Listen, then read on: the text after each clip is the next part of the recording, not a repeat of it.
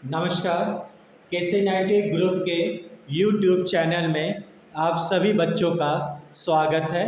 आज हम डिस्कस करेंगे रिपेयर और मेंटेनेंस बिल्डिंग के थर्ड पार्ट का कि बिल्डिंग का जो दोष है उस दोष की खोज करना और उसके डिफेक्ट्स का हमको निदान करना, यानी investigation and diagnosis of the effects of the building.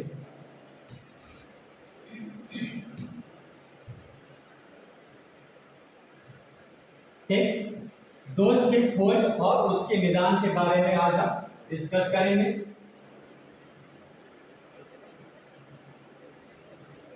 ठीक, अब दोष कैसे फाइंड करेंगे, ठीक, और उसको कैसे उसको निदान करेंगे। सपोज कोई बिल्डिंग बनाए हैं, ठीक, बिल्डिंग बनाने के बाद जो चीज़ हमको मेंटेनेंस चाहिए या रिपेयरिंग चाहिए, या बिल्डिंग जो मान लो अंदर दीवार क्रैक्स हो रही है, ठीक, जो क्रैक्स हो रही है उसको खोजना कि जो क्रैक्स हो रही है वो क्रैक्स जो है कितने mm की है, वो चीज़ को हमको फाइंड करना। ठीक, वो चीज़ फाइंड हो जाएगा तभी हम क्या करेंगे, उसके बारे में हम नोट कर लेंगे। ठीक, क्योंकि स्टार्टिंग में बताया तो बिल्डिंग बनने के बाद उसकी हमको प्लान करनी है और कैसे उसको रख रखाव करनी है, उसके कोई हमको प्लानिंग बनानी पड़ती है।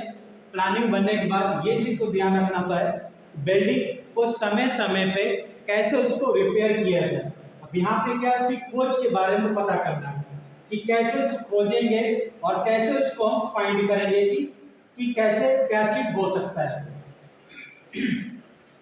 तो पहला होता है कि बिना बिल्डिंग को तोड़ फोड़ किए हुए, ठीक, उसकी स्ट्रेंथ को फाइंड करना कि छतों का, बीम का या कॉलम का कितना लोड आ रहा है। क्योंकि जब स्टार्टिंग में कंस्ट्रक्शन करते हैं तो हम क्या करते हैं, क्यूब की टेस्टिंग करते हैं।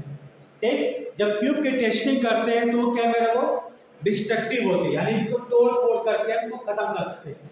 यहाँ पे क्या मेरा है नॉन डिस्ट्रक्टिव, यानी कि बिल्डिंग को बिना तोड़े फोड़े क्षय किए हुए उसके बारे में पता करना।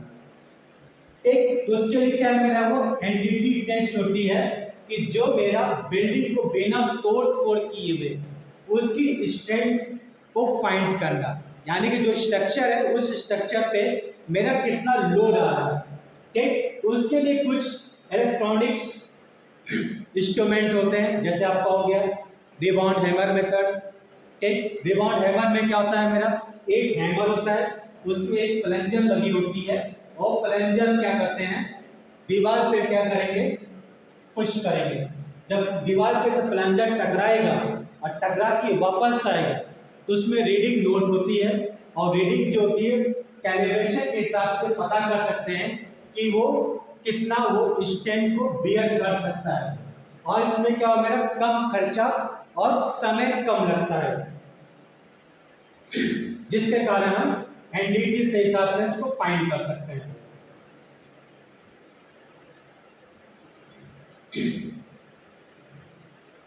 ठीक, पर्पस क्या है एनडीटी का।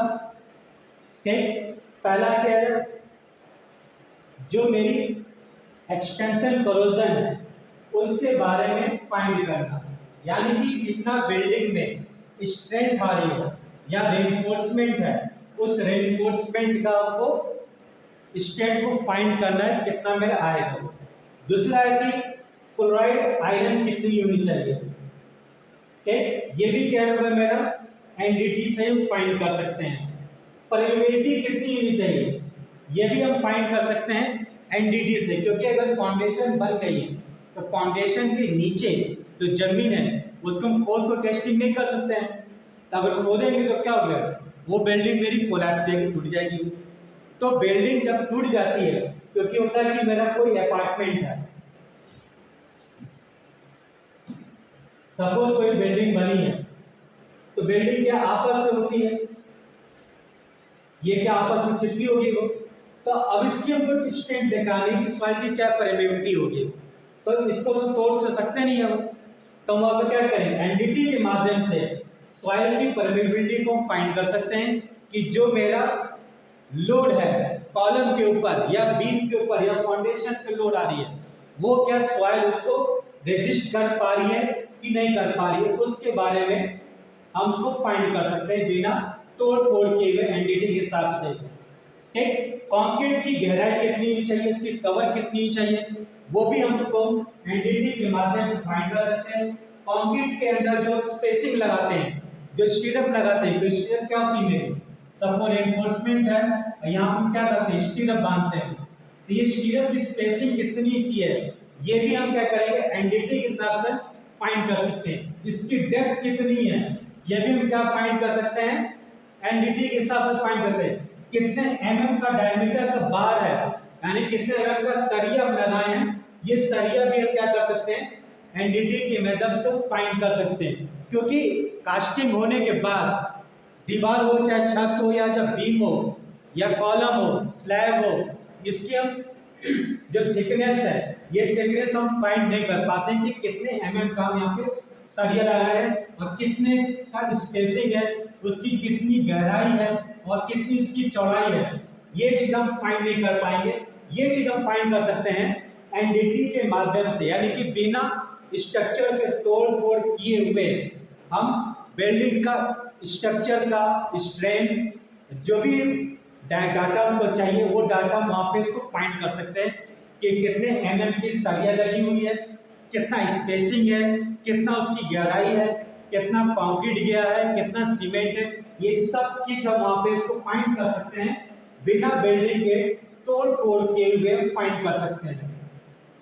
ठीक, मेटल जॉइंट का दोष हम फाइंड कर सकते हैं, फाइल्स का लोड का डिफेक्ट्स वो फाइंड कर सकते हैं, कंक्रीट का स्ट्रेंथ कितनी चाहिए वो हम फाइंड कर सकते हैं बिना बिल्डिंग के तोड़ फोड़ किए हुए का उसका निदान कर सकते हैं। निदान का मतलब क्या है, बिना बिल्डिंग को तोड़ फोड़ किए हुए। फॉर एग्जाम्पल बताते हैं, जैसे आंख है, जब आंख का डॉक्टर जब चेकिंग करता तो आंख को तो बाहर निकाल के चेक नहीं करेगा वो, ठीक, तो वो क्या करता है अपने इंस्ट्रूमेंट के हिसाब से आंखों का कितना पावर होनी चाहिए, कितना रीडिंग होनी चाहिए, वो चीज़ क्या वो एक लेजर बीम से वो फाइंड करता है कि आंखों के अंदर क्या खराबी है, क्या डैमेज है, उसको पहले फाइंड करेगा। अब भी जो फाइंड करेगा तो वो बीमारी का जड़ क्या है उसके बारे में फाइंड करेगा। तो सेम इसी प्रकार से एनडीटी भी क्या है मेरा है कि बिना बिल्डिंग को तोड़ फोड़ किए हुए बिल्डिंग की स्ट्रेंथ, उसकी गहराई, उसका जो स्टील लगा है स्टील का क्या डायमीटर है वो चीज फाइंड करना, यानी कि बिना बिल्डिंग को तोड़ फोड़ किए हुए हम उसको फाइंड कर सकते हैं। क्योंकि बिल्डिंग को अगर तोड़ देंगे तो क्या होगा, स्ट्रक्चर क्या होगा मेरा वो डैमेज हो जाएगा, जब डैमेज हो जाएगा तो स्ट्रक्चर क्या मेरा बेकार हो जाएगा। ठीक, तो बिना बिल्डिंग को तोड़ फोड़ किए हुए अगर किसी दोष का पता कर लें और उसका निवारण कर सकते हैं, ठीक ना, तो निवारण क्या होगा मेरा क्योंकि बिल्डिंग बन के इसको तोड़ सकते नहीं है, वो क्रैक हो गया तो क्रैक तो तोड़ सकते हैं। बाल सपोज बिल्डिंग में क्रैक्स आ रही है तो क्रैक्स में क्या करेंगे, इसके अंदर क्या करें ग्राउंडिंग करके सीमेंट का मोर्टार में डाल के ग्राउंडिंग करके उसको पैचिंग कर सकते हैं। क्योंकि एक बार क्रैक हो जाती है तो क्रैक हमेशा बनते ही रहेगा, क्योंकि बिल्डिंग बनने के बाद हमेशा मेंटेनेंस कम ही करना है, नहीं करेंगे तो खराब होगा।